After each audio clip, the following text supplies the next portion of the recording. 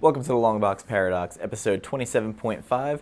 We're going to be previewing the releases for June 19th, 2019. So we're going to start out right away with Image Comics. Assassination number 4 is out. I haven't been a big fan of this series. I do know there's a lot of people liking it, so just wanted to let you know that it's out. Maybe when the trade comes out, I'll come back to it, but at least the first 2 issues didn't really grab me. Also coming out, a book I liked the first issue of, and that was Excellence. Number 2 is going to be the one I pick up. The B cover, it's called the Visions of Excellence variant, and it is by Sanford Green. It just seemed kind of interesting, so I'm kind of putting my eggs in that. Fair Lady number 3 comes out. I've kind of enjoyed issue 1 and 2, surprisingly, and the B cover is by Christian Ward, and I think that is the more attractive of the covers. Gideon Falls number 14, gonna get the Sorrentino A cover. I kind of like that a little bit more than the Fish cover. Hit Girl, I'm on the fence if I'm picking up or not. I do like the artist on this one, Goran Parlov, and it has writing by Daniel Way. On the fence, I haven't really been digging Hit Girl that much, and the Kevin Smith storyline was not great at all. There is a cover C by Matteo Scalera. It looks okay. Little Bird number 4 of 5 comes out. Getting a lot of acclaim. I like it, don't love it. Might be a better trade read when I can sit down and read all of them in a row.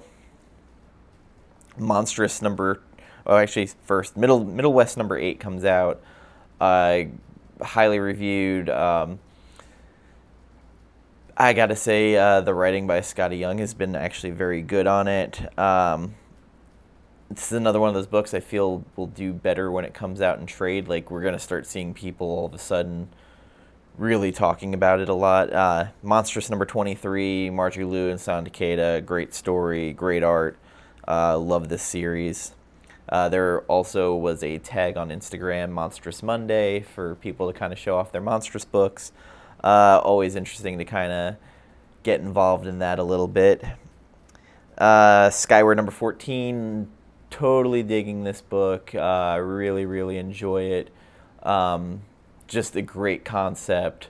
The art and story have been fantastic. If you're not reading, just go ahead and pick it up. Hellboy and BPRD, Beast of Vargu. I still read all the Hellboy books, although I've contemplated kind of cutting back on them, but I think I was okay with the way BPRD ended, the Hell on Earth. Last Stop on the Red Line number 2, which feels like forever since number 1 came out. I really enjoyed number 1, so I'm looking forward to seeing how this story unfolds. IDW, not a whole lot I'm really digging.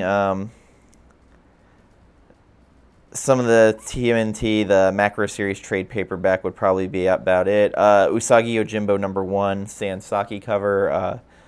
That might be the one I pick up. From DC, Aquaman number 49. I'm okay with the series. What Kelly Sue DeConnick has added to it hasn't really changed the landscape. But holy hell, the B cover by Joshua Middleton is incredible. And that would be the one I'm picking up. Batman number 73, as I've stated before, if I do buy the book, it's usually for the cover and not for what's going on in it. And this is the case again. The B variant Ben Oliver cover I really enjoy. And for me, that is about the only reason I'm picking it up. And for those who haven't read the Josh Williamson, Tom King crossover, the Batman Flash the Button, it is one of the exceptional stories in this, mainly because of Josh Williamson's writing, and the trade paperback is out this week. There's also an international edition. I recommend reading it before you read what Tom King is doing with Flashpoint Thomas Wayne, because it's just going to upset you. And then you can understand what a piece of trash this story is in Batman right now. Justice League 26 is out, and the B variant by Emanuele Lupacchino is the one that I will be picking up. Lucifer number 9, I just dig the whole Sandman universe book, so that's where I'm at with that. A book that I feel a lot of people should be reading. It's one of the Bendis standouts since he came to DC. Pearl number 10, and I believe there's movie or series news that was going to be announced about it. Number 1 started heating up on the aftermarket, so keep your eye on that. And probably going to be one of the more controversial books, I'm sure, because people really hate Frank Miller, and then a lot of people really love him.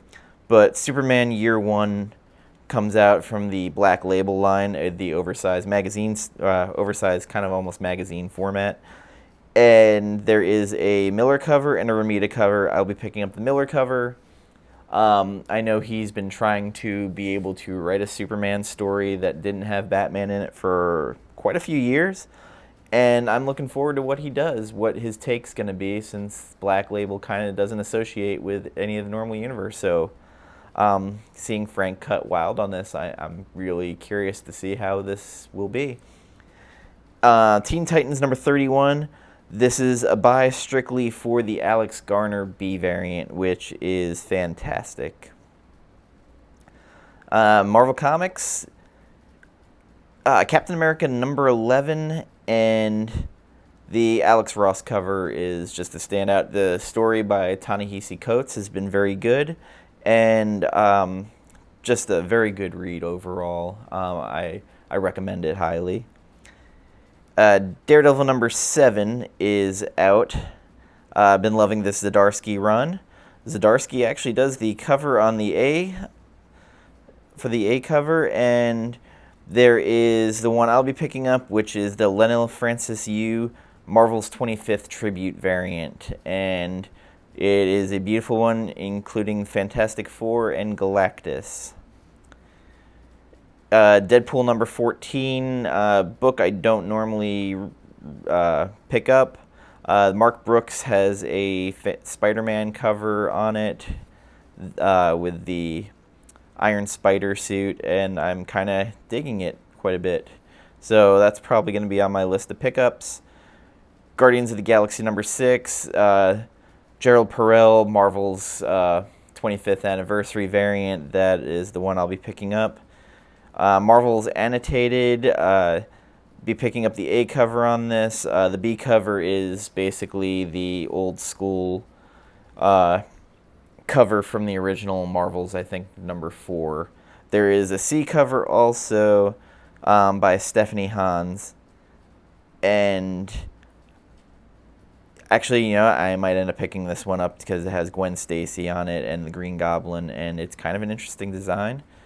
So I'll be definitely looking at that one for picking up if I can find it on the shelf, as well as normal. And I don't normally do that with $7.99 price point books, but I'll make an exception in this case.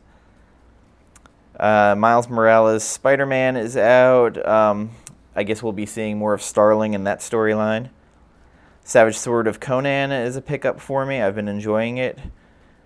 And Spider-Man City at War, I strangely like this game universe from the Ubisoft game. It's been kind of interesting. Star Wars number 67 is out, and it has 3 covers. There's a normal cover, there is the Raphael Albuquerque Greatest Moments cover, and then the John Tyler Christopher action figure with an Ewok on it. I believe it's Tebow.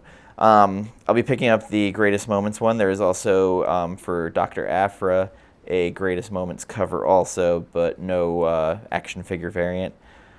Also, Star Wars TIE Fighter number 3 is out, a book I've enjoyed, and I'll be picking that up. Tony Stark Iron Man number 13 is a Marvel's 25th anniversary variant by Clayton Crane. I love Clayton Crane's art, and I will be picking that up.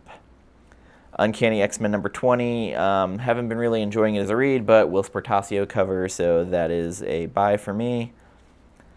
Dynamite Comics, if you like Barbarella or Deja Thoris, it is a great week for you. And James Bond, not a whole lot that I collect or buy from them this week. Boom Studios, Firefly number 7. I like Firefly. Also, if I can find it, there is on Faithless #3 a Paul Pope cover. So that might be one I pick up. I like Paul Pope. That's really it for me this week. So it's about a mid-range week. Keep your eye out if you are a Black Cat fan or Immortal Hulk. There are Aspen's doing a variant for each of those, using old recycled Michael Turner art because that's how they make their money, I guess. So if the Black Cat one looked nice, the Immortal Hulk I was not digging that much. It's your choice. I don't feel like they're must-buys, but if you're a completionist or a Michael Turner fan, then it'll be out there. You can either order from their site or if you see them at San Diego Comic-Con, you can buy it there. I was one of those people who got burned during the Harley Quinn exclusives where they decided to up the number after they had already sold them. And from then on, I kind of swore off any of their variants. With that being said, though, I want to thank you for joining me and listening to me rant about comics coming out this week. And as well, like, comment, share, subscribe. And if you like the book Die or have somewhat interest in it, starting my comic book graphic novel book club the week of, well, I guess it'll be next week it launches. It'll be me and my friend Gambit doing our first book, which will be Die Volume 1, Fantasy Heartbreaker. Looking forward to it because I had read it as it came out, and he got the trade and finally read it, so he's fresher with it, and I can't wait to talk about it. So happy hunting this Wednesday. Take care and goodbye.